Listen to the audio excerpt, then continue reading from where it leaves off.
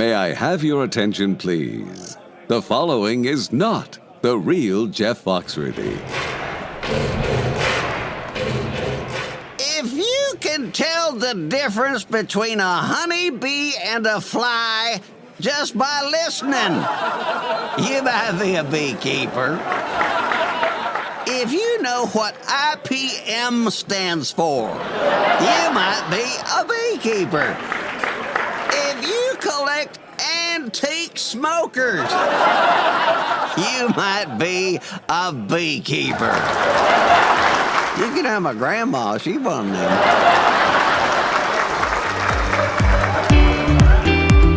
Welcome to Bee Love Beekeeping Podcast, presented by our good friends over at Man Lake. At Bee Love, we're all about honeybees and, of course, the beekeepers. And if you're on the beekeeping adventure, we would love to hear from you if you're just thinking about it. This is a great place to learn from real live beekeepers. Bees, beekeepers, and fun beekeeping stories, it's all about the love. And I think you're going to love today's show. We are going all the way over to Scotland to have a discussion with beekeeper Gino Jabbar. By the way, coolest accent ever on this guy. And then we'll wrap up with some bees in the news. I'd like to welcome our super special guest all the way from Edinburgh, Scotland, Dr. Gino Jabbar. How are you, Gino? Eric, it's a great pleasure to be on your podcast. I'm very well, thank you. Thank you so much. And I tried to pronounce the location as well as I can, but you better say it. Where are you? I'm in Edinburgh, in Scotland. You did brilliantly. Edinburgh. I've actually been there. It is a beautiful city. The people are warm and friendly and wonderful. And it's within a reasonable distance also to drive out to go golfing. Can you guess where I'm thinking? Possibly the famous St. Andrews. It's St. Andrews. But you may not be aware that in Edinburgh, we also have the home of golf, the original first golf course, which is Leith Golf Course, which is before the rules of 18-hole golfing came into being. Okay, I did not know that because in St. Andrews, they told me that was where it started. They have a museum and everything there. And I believe that is true, but only for when the rules were finally put together for modern golf. But golf itself predated St. Andrews. Okay. Well, I would love to go through your whole resume, but it would take us an hour to do that. So let me just read a couple of things here. You're a physicist, bee farmer, and honey sensory analyst. Before I go too much farther, what in the world is a honey sensory analyst? So that is the scientific, the posh term for what has been made well known as the phrase a honey sommelier by Marina Marchese of the American Honey Tasting Society. A honey sensory analyst is someone who has been trained in sensory analysis, which is a very fancy way of saying using the senses that we have to profile a food. So it's used extensively by wine sommeliers across the world. It's used by cheese experts. And in Italy, they have been refining the technique for approximately 40 years in honey sensory analysis. And my journey in honey sensory analysis started with courses in Italy to learn this technique. It's both an appreciation of honey as a fine food, but also the superpower, you could say, of starting to notice that we, just as we are capable of observing things with our eyes, we can also start to observe things through our nose and our tongue, and also the flavors in our mouth and other sensations we get in our mouth with food. And we can use that as a fingerprint, you could say, to work out what plants are in a honey, and also to appreciate the quality of that honey. So, we might as well jump into this part now. I was going to save it for later, but let's go for it now. What does a honey sommelier do you explained how you get there and what it is, but what do you do with it? How do you help people with it?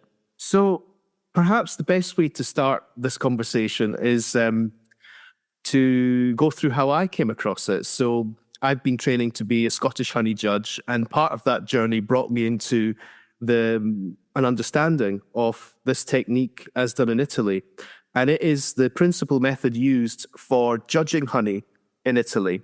And also other European countries have caught on to that and are forming honey competitions based on the Italian model. So principally, it came about to judge honey. And why would we do that? The main reason is to improve the quality of honey available in the marketplace. It's a way of getting producers to compete with each other in a positive way and to receive feedback from judges on the quality of their honey. And from that, they can work out, hopefully, how to improve the quality of their honey. And so Italy started this whole journey off with trying to improve their own market. In general, though, it's a wonderful way of communicating honey to someone who hasn't tasted that particular sample. So its principal power is communication. It's the ability to describe what the honey experience is like. And that is really important, not for communication, but also in then using that for marketing your honey. Because honey is a food to be enjoyed, ultimately. It's something to take pleasure in. And we want to communicate that to our customer. We want our customer to get a real gist of what it is so they can make a purchase. And that's really one of the principal reasons for it, is it enables the producer or the honey retailer to communicate effectively what this product is to the customer. Because unfortunately, Eric, we live in a world in which most people do not like honey or do not love honey in the way that beekeepers love honey. So we need to try and form a movement in which we can champion honey not only as an aromatically rich food, but also recognizing how expensive it is for us to produce it. And this really is an equivalent to whiskey and caviar and other expensive fine foods. And until we start treating honey as a fine food, we're going to end up finding it difficult to create a passion for the products that we ultimately want to share and sell and celebrate. That is beautifully said. I think it's great that honey is being finally used in other ways. It's not just going on bread and toast or whatever, but on charcuterie boards and paired with different cheeses and things like that. And I would assume as a sommelier, that's part of what you're going to help people with. You can say, this honey goes with such and such. Can you give us an example?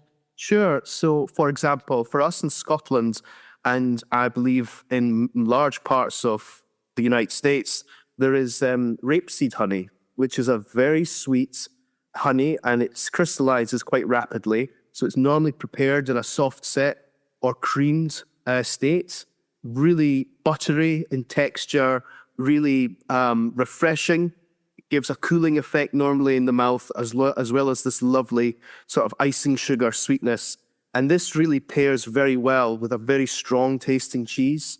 The kind of the strong flavors are balanced by the sweetness of this honey. And the other thing with this honey is because it is so viscous, it lends itself well to spreading, whereas a runnier honey would be more practically a problem when you physically want to spread it with a knife. And so this would be a good example. It would be so fun to have you at a party. Oh, absolutely. All right. If somebody wants the kind of training that you have received, where do you go to get it? So we have very recently founded in the United Kingdom the Honey Guild of the United Kingdom. And this organization is principally, its principal goals are to educate people in honey sensory analysis within the Italian school. We are also championing honey as a fine food.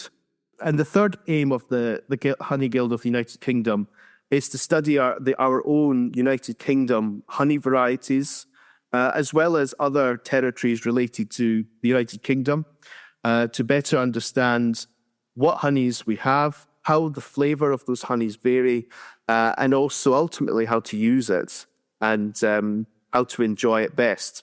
So in terms of training, we are running next year in July a accredited course, an introduction to honey sensory analysis in Edinburgh.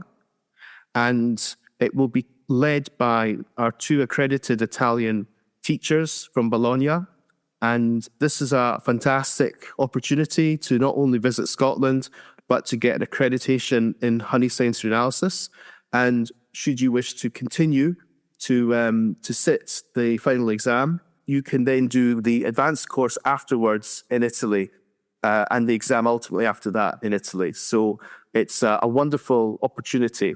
That sounds wonderful. We'll have your website in the show notes in case people want to look any of this stuff up. I want to hear what it's like just day to day. What is it like being a beekeeper in Scotland?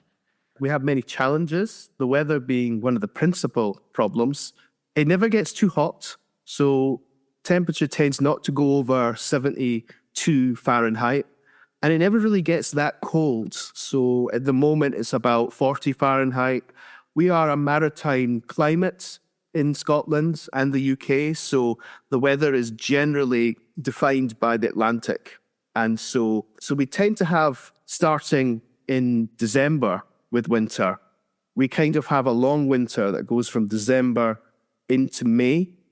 Then we have the last week of April, first week of May, we have a really, you could say, intense but very short spring, in which the temperature the sun starts to come out more, it becomes warmer, and we also have first spring crops. So those are principally in the cities. We have sycamore trees, we have hawthorn, which is used a lot by farmers and also in the cities as a hedging plant. And those generally produce a lot of, make significant contributions to our honey. Sometimes we have clover in June. Sometimes it can be a dearth. So in the city of Edinburgh, we have what's called the June gap. And this is when the spring flowers have finished, but the summer flowers, unfortunately, haven't started. And this is becoming a little bit better because our local governments have stopped a lot of their lawn cutting. And so the white clover is coming back. And this is what would have flowered in this time period. And so beekeepers are maybe not producing a harvest of clover, but they're not having to feed their bees as much in June for them to survive June. And then in July, the fire week will start. Our cities normally produce a lot of basswood honey. And our basswood is very minty, mentholic, and it's really nice. In the hills in July, we have ericas, so types of heather that flower. And a lot of beekeepers have to make a choice. Do they wish to produce basswood honey, or do they want to go out into the hills and produce bell heather honey? And that really can be a gamble. And then our most famous honey is the ling heather. The ling heather is an August crop, and it is a very common heather that grows all over the hills of Scotland. And it produces a very intense smell of vinegar, very earthy. Its flavor is kind of earthy, caramel-like. It can be very chemical, very bitter, and it varies depending on its location to some extent.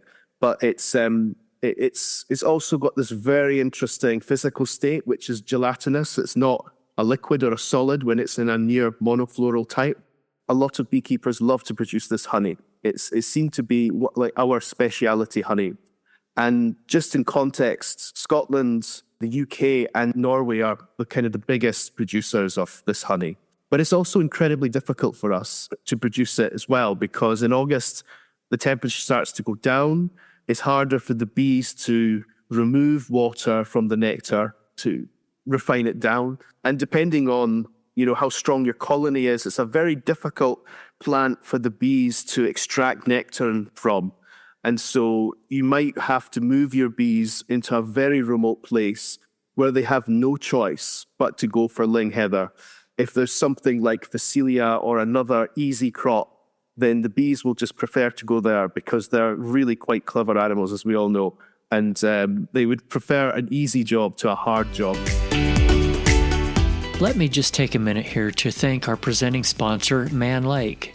I've been asked, does Man Lake provide equipment for commercial beekeepers? Yes. Do they provide equipment for sideliners? Yes. How about beginners? Yeah, of course. Protective gear? Yes. Queens, nukes, and packages? Yes. Processing equipment?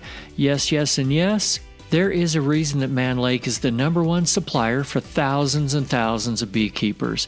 In fact, I could give you 100 reasons to try them, but let's start with just 10, as in $10 off your first $100 purchase with the discount code MLBLOVE10. Don't worry, it's all in the show notes. Seriously, you'll be happy you gave Man Lake a try. And now, back to the guest.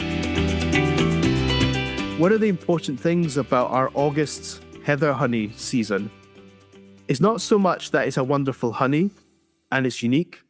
It's actually that it's almost like an annual pilgrimage for beekeepers. We leave the city with hives in our cars and we go out into the middle of nowhere, into these 3,000-foot hills filled with heather, and in August it's beautifully purple. The whole place is a purple with the blooming of the Calluna vulgaris, which is the scientific name for ling heather. And it's not just a case of, dumping the bees and going home, but we have a tradition of having a picnic on the heather. It's a day out, and it's something we look forward to in our calendar. It's a really nice cultural event. When did you say that ling heather is in bloom?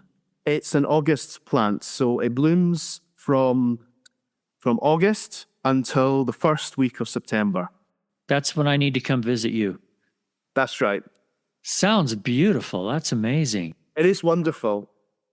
And what I've missed out is the spring honey is in the countryside is mainly rapeseeds. So, for example, in the fields outside Edinburgh and most of the east coast of Scotland, which is flat, is rapeseeds for the production of vegetable oil. But we have a great relationship generally with the arable farmers to have bees on their land, and we boost their harvest of rapeseed by giving extra pollination to the crop. And if we're lucky, we'll also take home some rapeseed honey as well. So that kind of, in short, is what it's the kind of beekeeping year in Scotland. In terms of other difficulties, in the urban environments like Edinburgh, it's very crammed. It's not as it's quite densely populated. We've got about 500,000 people in the city, and it's a very beautiful city, as you've alluded to, and so people are flocking here from the rest of the UK to live here, and so places to keep bees out of the way of the public is always a challenge. You need to be very creative, and you have to have a lot of stamina to persist to find places where you can keep bees. And so a lot of people prefer, if they can, to keep them at home in the suburbs or to keep the bees on a farm where the farming community, they know about animals and they don't have a problem with bees, and they know that they are helping them in their crops. And with our subsidy system, believe that they get some money for hosting you with the beehives. It's good for sustainability. So are you talking about the farmers that do that, like a pollination service fee? Very good question. We do not have pollination services really at all, apart from some parts of the south of England where they have orchards and a few in crops where it's important. And that's one of the problems. Apart from the sale of honey or the sale of equipment or bees, we don't have that income from pollination contracts as you would have in United States. So the subsidy system is government then, right? Yes. Okay. So landowners get a subsidy for doing for various agricultural schemes. Beekeepers can support arable farmers in achieving some of those subsidies on occasion, or at least support their application. So on an average to good year, if you have hives that are out suburbs or country, give us an idea of what kind of a honey harvest you're going to have. Is it a harvest once a year, and about how many pounds? This is a really wonderful question, because one of the things we're trying to educate people, or at least make people aware of, is that it is better if we think about harvesting as a continuous process, little and often, rather than leaving everything to the end of the year. And the reason I say that is, if we have, as some of our beekeepers do, have bees in the edge of the city and near a source of heather, what can happen is the very subtle honeys will be blended naturally by the bees with a stronger honey like the ling heather. And then if you process all that honey for the whole of the year together, you're going to end up with a blend. And so if you wanted to produce honey which is more subtle, or you want a purer sample, such as to try and get a monofloral honey, you need to extract or keep those honeys separate. So the other thing I should mention is we are by and large a hobbyist community. So Scotland's about 5.5 million people, which is about the population of South Carolina and Minnesota. We have about 2,000 hobbyist beekeepers who are members of the Scottish Beekeepers Association, which is the national body for beekeeping in Scotland. And we have an education system to teach beekeeping. I'm one of the master beekeepers in Scotland and also support the exams. We have also approximately 40 professional beekeepers who are members of the Bee Farmers Association. In terms of harvests, on average, it's all genetics is everything in beekeeping. Having a bee which is really well adapted to your climate and is able to take advantage, is ready to take advantage of the nectar when it comes in, is so important.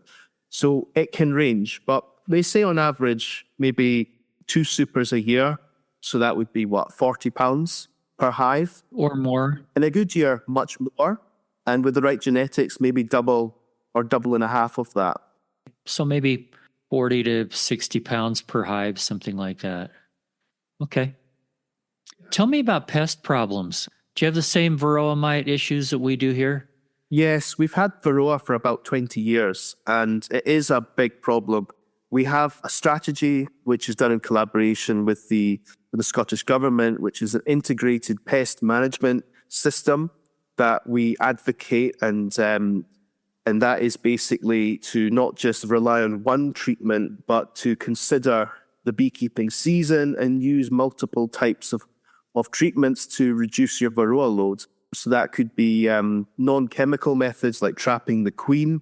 I should add that a lot of our bees the queen tends to go off lay naturally in Scotland in June. I think in other countries that's not the case, and it might correspond to what I was talking about with the June gap. So we kind of have a queen caging built in, you could say. What we would call a brood break. Yes, exactly. And then you've got non-chemical treatments like sacrificing drones, because the varroa prefer to hide in the drone comb, as well as approved medical, organic and non-organic methods of eliminating varroa mites. However, there is, and we will have a talk by one of our UK experts in practicing this, which is Steve Riley. And there's also Professor Steve Martin, who is talking about a way of getting a solution to the varroa problem in the UK, which is effectively a no-treatment solution, but it's a rational way of doing it, whereby, in summary, you measure.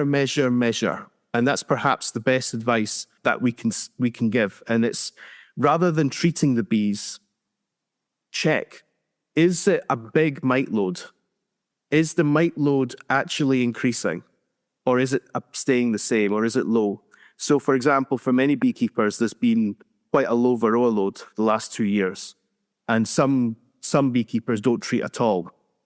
And I think a lot of it depends on the environment and also how we keep our bees. So I would think that if you are a nomadic beekeeper and you're bringing your hives to different sources and trucking them about, they're going to get really stressed, and that's definitely going to mean that their varroa control is going to be affected.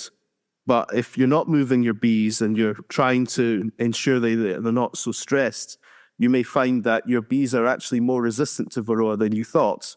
And I should say that we have had varroa for a very long time, and there has, to some extent, it is a bit strange that it still is a problem, because some countries, like Cuba, for example, because they did not have the funding to use treatments, a lot of their bees died from varroa.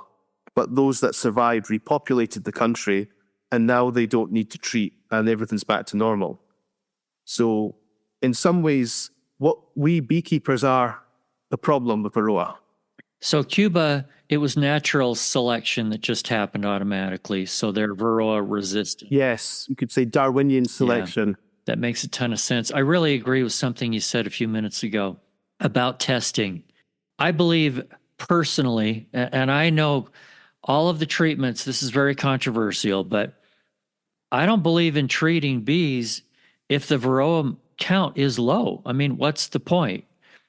Because no matter what you treat them with, it's going to have some effect on the bees, some negative effect. So if the varroa load is low, we don't need to treat. If we're testing and it's high, we do need to treat.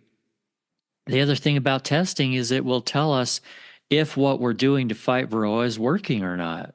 If you find it's working, great. If it's not, got to do something different. That's absolutely right. And that is the advice that the National Bee Unit and the Scottish Government are actually advising, is please measure. And if the mites are above a threshold, you need to really consider doing a treatment. But if it's not, there's no reason to treat. Does the UK have the same standards as the EU? I've been reading a lot about how neonics have been outlawed. There's a lot of controls on glyphosate and stuff. Is it the same where you are? Yes, there are occasionally emergency, you could say, licenses put in to protect some farmers in the UK to grow sugar beet for domestic production of sugar, in which I believe they are able to use neonics. But it would best to, don't quote me on it. But in general, they are still banned, to my knowledge. Well, as you know, here in the States, it's the Wild West and it's kind of anything goes for the most part. California is putting some strategic laws in place, but I don't know. In my opinion, it's not enough yet. So I think we can learn something from what you guys are doing over there. Well, I think it's I think the more we learn about bees, the more we learn about ourselves to some extent. And you know, it's all these chemicals have an effect on us and on our bees. The bees, to some extent, I always like to see as like similar to a cell in our own body. So the bee itself isn't the organism, it's the colony. And the bee is able to sacrifice itself for the colony. If it's diseased, if it has a chemical poison on it, it'll die outside the hive. And those bees which are healthy will remain in the hive. And so it's kind of ensures the survival. But I think certainly the exposure to chemicals is a massive problem, and the more organic we can go, the better. Absolutely. It's not that easy to control. I have neighbors around me with this Roundup Ready alfalfa. I can't keep my bees out of their alfalfa. I think you also asked about pests. So we do have areas of Scotland which are varroa-free, the very north of Scotland. And also we have an island which is quite famous in the UK, the Isle of Colonsay, where what the bee farmer that lives there has, you could say, a reserve for the native dark bee of Scotland, which he breeds and also offers the queens for sale. But the other interesting aspect of that island of Colonsay and others is that the varroa mite isn't there. So it's you're able to keep bees in the old fashion without treatments and They even still have the Browler mite, which is a wingless fly, which has almost pretty much disappeared in the UK because the chemicals that we use to treat our bees for Varroa is also killing that pest as well. So, what else can we learn from you? People all over the world. You've got a specific climate, specific way of doing beekeeping there. What else can you share with us? I know before we were recording, you were helping me with some ideas on winter and how we can better get through winter, but what else can you share? I think one of the most important things is you have to know your bees. You have to understand the personality of the colony because every colony is different. And sometimes just the subspecies name like Ligustica or the Caucasian, it doesn't really give enough information as to the behavior of that bee. So you have to really understand, and you have to have a colony for a couple of years to see what they're like. When do they like to swarm? And how much food do they like? Do they eat a lot? Do they not eat a lot? And my approach to beekeeping is really a cooperation between myself and the bees. So I have colonies that don't produce much honey. They eat a lot. But what they do like to do is they like to bring in pollen and they like to produce lots of bees. And so this colony, if I were to try and force to be a honey production colony, would be a disaster. The harvest from this colony is bees for nukes and pollen. And it's working with the bees, realizing what skills that colony has and using it in your operation, as opposed to having this algorithmic idea of forcing the bees to all be the same and to do one specific task. As they talk about tailored medicine in the future, this is like tailored beekeeping. And it's really what I think differentiates the beginner from the master / intermediate beekeeper is this understanding. I like that a lot. Tell me about the joy you get from beekeeping. What do you love about bees? I think they continuously surprise you. So you can be quite stressed and you need to get, say, swarm prevention procedures done. Or maybe you need to just get around 3 apiaries in a day because you're going away somewhere on the weekend. And you're just, you're in this stress state. But then once you open up that colony of bees, everything goes down to peace. And I think it's that mesmerizing effect of the bees, their ability to calm you is so magical. It brings you into the moment. The other thing I love, and this is becoming more and more apparent, is not just the honeybees, but the other insects in the environment, which I would never have noticed have I not been a beekeeper. I start to notice, that doesn't look like a honeybee, but it kind of does. What is that? And then you discover there's this whole world of these other bees, solitary bees and wasps, different types of wasps, not just yellow jackets, and it's just wonderful. So this year, for example, we had a lot of dragonflies in August and September, just basking on the hives. It's just magical. I find that the beehives are this magnet for wildlife. Wherever I put bees, I don't know if it's just because the bees bring you into the state or if the smell of honey or the smell of the insects themselves is bringing animals closer to them. So a lot of the time I have deer sleeping near the hives. We've got owls and just various animals seem to be living near the bees. It's just fabulous. So I just think that it connecting yourself to nature and the world, the real world around you, not the technology world that we're kind of stuck in all day, is just so refreshing. And I love how you mentioned the calming effect that they can have when you open up a hive. But I also know people newer at this that it's not calming. They get stressed. They're like, I hear buzzing. I'm afraid I'm going to get stung. What do I do? What advice do you have for people like that to help them be calm and get in that zen? I believe there's two animals that can smell fear in humans, the honeybee and dogs. And if you're afraid, they pick up on it immediately. And I think the other aspect of fear and the anxiety, if you have that with bees, is you're more clumsy. And the main thing that the bees really despise is vibration. You have to learn to be almost like this slow robot as you move in the hive. Everything slows down when you're in the beehive. You can't be fast or they'll just go mad. Especially, I should say, a lot of our bees in Scotland are, by American standards, quite defensive. So I would not just wear a veil. I would wear a full bee suit all the time. I don't trust my bees to be docile. I have docile bees, but I know that they are independent, wild creatures. And if the temperature just changes suddenly, or I've just had the hive open too long, or I dropped a frame and you hear that football stadium howl, you know they're going to come for you. So you need to always be aware that you're not dealing with a docile domestic creature. Bees are wild.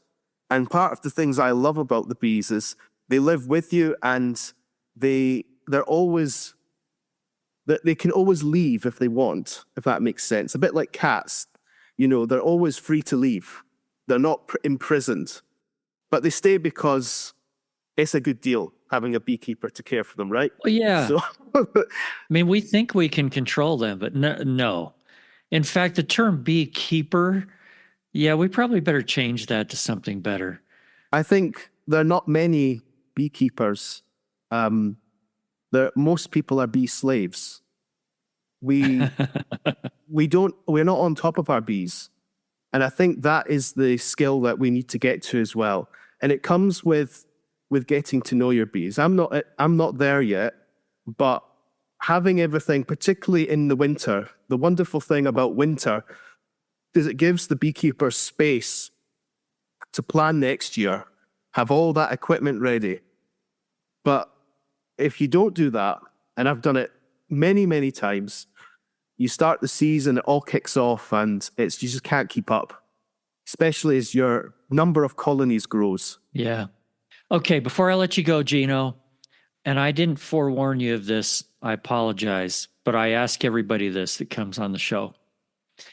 Every beekeeper has some kind of a wild, crazy, or painful, or embarrassing, or something story. I would love for you to share one that really stands out in your mind. I think one of the strangest things I've ever seen, and this is when I was a beginner, it's never repeated. So we have you could say like a driving license test in Scotland and in England as well, in Ireland. It's called the Basic Beekeeper. And it's where an experienced beekeeper, a master beekeeper, will come to your apiary and will effectively examine you on basic bee knowledge, bee hive knowledge, and ask you about things in the hive and, how you keep your bees, blah, blah, blah. So we were doing this and we discovered a queen cell. And just as I picked the frame up, the actual capping of the queen cell very suddenly just bursts like a champagne bottle. And the virgin queen just kind of like flew out at high speed into a basket in the corner of the garden. And it was such a shock that the three of us that were there, we just couldn't believe it. It was like they'd never seen this before either. And then we managed to gather it up and put it into a hive. Since then, I've never seen this again. It's always a case of the virgin queen very softly nibbling its way out, and it's never this champagne bottle effect. What do you think caused that? That is really strange. I don't know. I imagine what might have happened is either it got really frightened and the workers or the virgin itself had already nibbled the capping off, and so it was loose, and it just kind of burst out. But it appeared to us as if it would, it went from 0 to hero in one go. No idea. That is really different. Hey, Gino, thank you so much for being with me today. Appreciate it. anytime. It's been an absolute pleasure, Eric. And now in the news, something that probably won't surprise a lot of us. And the headline reads, Global Honey Crisis. Testing technology and local sourcing soars amid fraud and tampering concerns. The World Beekeeping Awards will not grant a prize for honey next year due to the, quote, inability to thoroughly test honey for adulteration. The announcement comes amid the rise of honey fraud in the EU, where a 2023 investigation found that 46% of 147 honey samples tested were likely contaminated with low-cost plant syrups. Apimondia, the International Federation of Beekeepers Associations, organizes the event at its Congress, whose 49th edition will be held in Copenhagen, Denmark, in September 2025. The conference brings together beekeepers, scientists, and other stakeholders. This will be the first time no awards will be presented for honey at the event. Now, on a more positive note, scientists have just discovered a new bee in Texas, and it's blue. Now, if you haven't seen the story on this, you can look it up. It looks like it's in the Journal of Ecology and Evolution. They have named this bee Andrena androphobia. The interesting thing to me is that it seems like most native bees, they don't look like honeybees. This one looks a lot like a honeybee, but it's blue. It is very cool. Go ahead and look it up. Thank you so much for joining us here on Bee Love Beekeeping, presented by Man Lake. Please right now hit those follow or subscribe buttons. And remember, if you're not just in it for the honey or the money, you're in it for the love. See you next week.